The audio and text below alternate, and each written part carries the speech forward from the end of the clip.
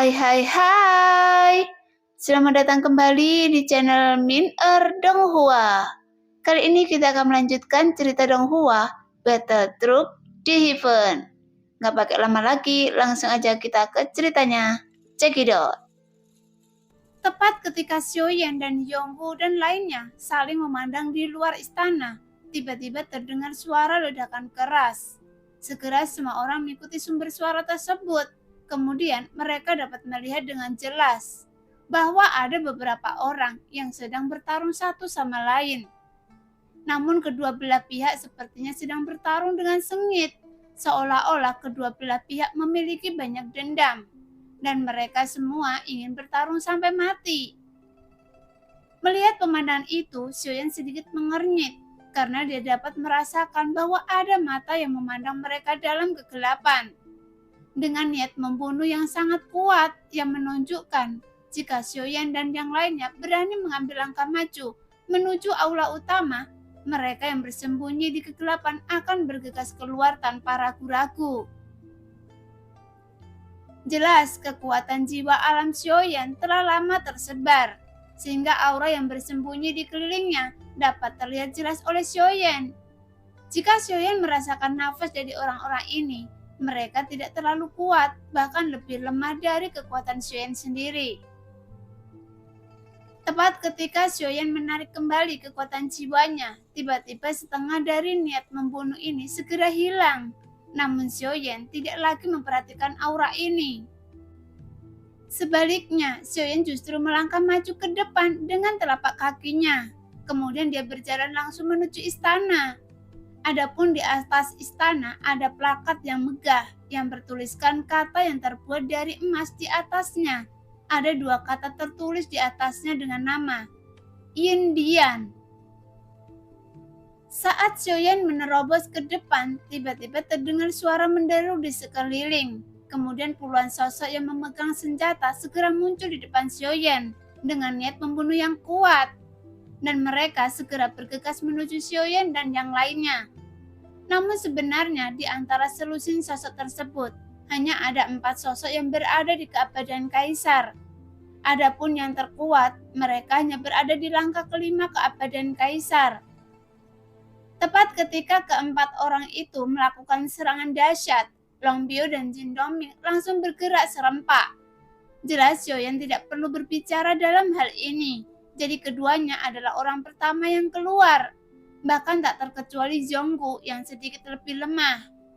Meski begitu, situasi ini juga sangat berguna baginya, sehingga bisa mendapatkan pengalaman pertempuran. Lagi pula dalam hal ini, dia juga tidak berani untuk tidak mengambil tindakan.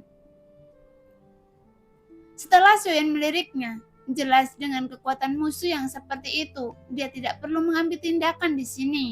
Jadi dia hanya mengambil satu langkah lagi dan langsung ke aula utama istana Yindian.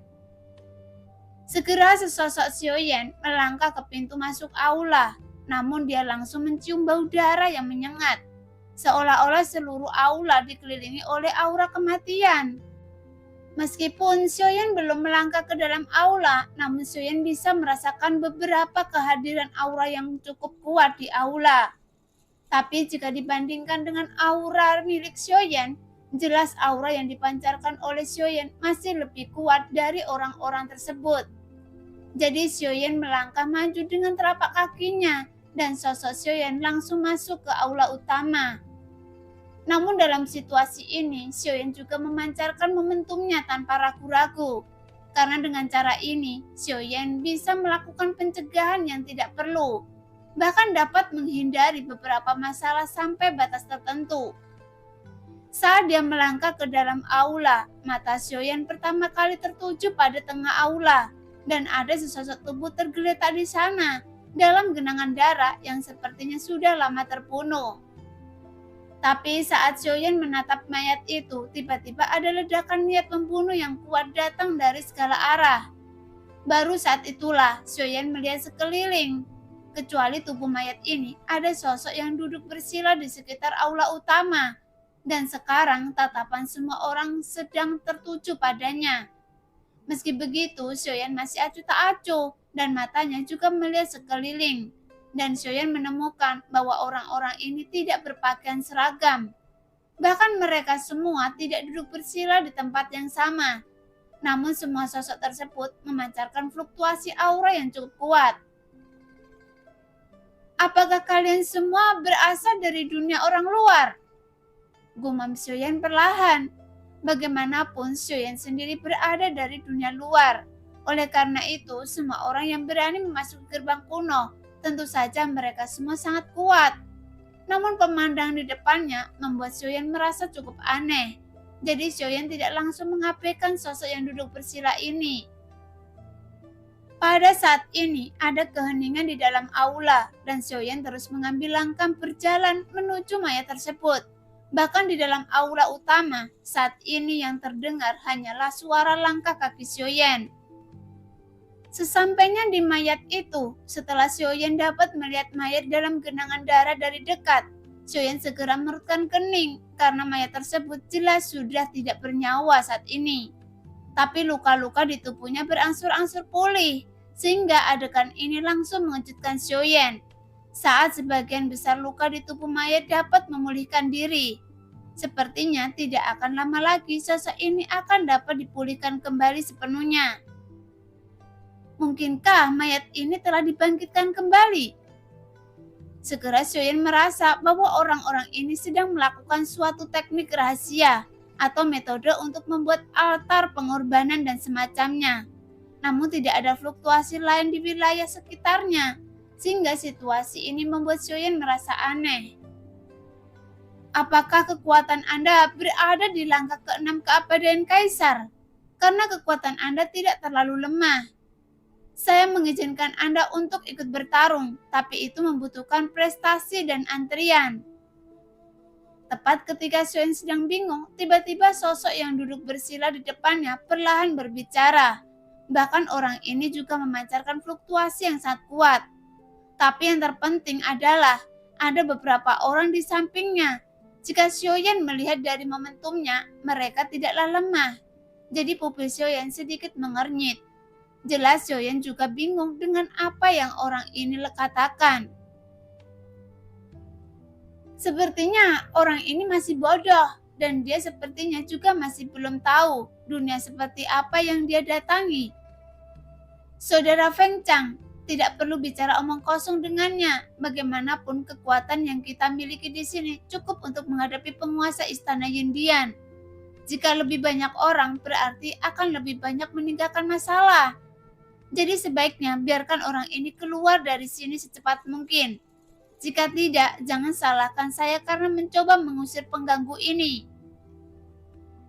Saat ini, pria di samping pria bernama Feng Chang berkata dengan dingin, seolah-olah dia memiliki temperamen yang lebih buruk. Karena ada orang lain yang ada di sini, maka dia harus mengambil lebih sedikit potongan kuenya. Tapi kecuali dia, ada banyak sosok yang duduk bersila di sisi lain, di aula, dan semuanya memiliki niat membunuh di mata mereka. Selainnya, pria yang berbicara ini, jelas tidak ada orang lain yang ingin Xiaoyan terlibat di tempat ini. Cepat keluar dari sini dan tinggalkan istana ini. Orang lain berteriak dengan marah, bahkan masing-masing dari semua orang menjadi lebih mematikan. Pria yang berbicara menatap Xiaoyan, tapi dia hanya bisa mengerutkan bibirnya, karena jika orang-orang ini tidak ingin Xiaoyan bergabung, jadi Feng Chang ini tidak punya pilihan selain berbicara. Saudaraku, saya tidak punya cara lain untuk Anda, jadi silakan pergi sekarang. Karena Anda juga dapat pergi ke kuil bumi lainnya untuk mencari peluang. Sekarang ada lebih dari 10 orang yang mengantri di sini. Meskipun Anda akan mendapatkan giliran, tapi itu akan terjadi lebih dari 10 tahun kemudian. Nada suara Feng Chang jauh lebih lembut dari orang lain. Mendengar itu, Xiaoyan juga tahu bahwa orang ini sepertinya berusaha membujuknya. Meskipun Xiaoyan sebenarnya dapat memproduksinya dari awal, bahwa semua orang di sini pasti akan berbicara dingin terhadapnya. Namun, Xiaoyan tidak banyak bicara omong kosong. Sebaliknya, dia duduk bersila tepat di depan yang paling dekat dengan tubuh mayat, yang membuat 3 orang yang berada di samping Feng Chang tiba-tiba berdiri. dan segera mengeluarkan paksaan yang kuat ke arah Xiaoyan. Merasakan paksaan itu, Xiaoyan tentu saja tidak berdiam diri. Dia juga memancarkan paksaan yang sangat kuat. Bagaimanapun, kekuatan ketiga orang ini yang terpuruk adalah langkah kelima. Dua lainnya sama-sama berada di langkah keenam keabadian Kaisar. Jadi kekuatan mereka terletak pada kelompok orang ini. Sehingga mereka dapat dianggap sebagai salah satu yang teratas di sini. Tapi karena mereka dalam kelompok, mereka tidak takut pada Xiaoyan, yang juga berada di langkah keenam keabadian Kaisar. Namun saat mereka bertiga bersiap untuk berjalan menuju Xiaoyan dan ingin memaksa Xiaoyan untuk meninggalkan aula ini, sebuah suara terdengar. "Tunggu!"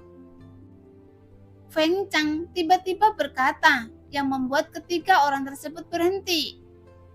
"Saudaraku, kita semua berasal dari dunia luar, dan saya baru saja datang ke dunia kuno Dewa Iblis Abadi ini untuk mencari keberuntungan. Jadi mengapa kita merusak harmoni ini?" Feng Chang menatap Xiaoyan yang sedang duduk bersila dengan mata tertutup, dan dia berkata dengan lembut, bahkan nada suara Feng Chang sedikit ramah. Mendengar itu, Xiaoyan perlahan membuka matanya. "Saya akan membunuh tuan istana ini dulu. Setelah saya membunuhnya, saya akan pergi," Xiaoyan berkata dengan dingin. Tapi begitu pernyataan ini keluar, ada ledakan tawa sarkastik dari semua orang yang berada di aula ini. Namun Feng Chang tidak tertawa, karena meskipun orang-orang ini marah, tapi mereka tidak mengambil tindakan gegabah terhadap Xiaoyan. Tapi ketika Feng Chang mendengar ini, kilatan rasa dingin tiba-tiba muncul di matanya. Tapi dia masih bisa tersenyum dan berkata, "Saudaraku, kenapa Anda harus melakukan ini? Kita semua telah menunggu untuk waktu lama. Saudaraku, seharusnya Anda bilang yang pertama datang, yang pertama dilayani, kan? Lagi pula, penguasa istana Yindian ini sangat kuat. Jadi jangan bilang itu tergantung pada satu orang. Jadi kita semua harus bergabung untuk membunuhnya. Tapi mengapa Anda tidak mengambil langkah mundur? Atau Anda bergabung dengan kami untuk selesaikan pertempuran bersama? Jadi bagaimana kalau mengantri untuk mendapatkan hasilnya?" Nah, demikianlah cerita hari ini. Terima kasih yang sudah menonton video Min Earth sampai selesai. Sampai jumpa di video selanjutnya. Bye-bye.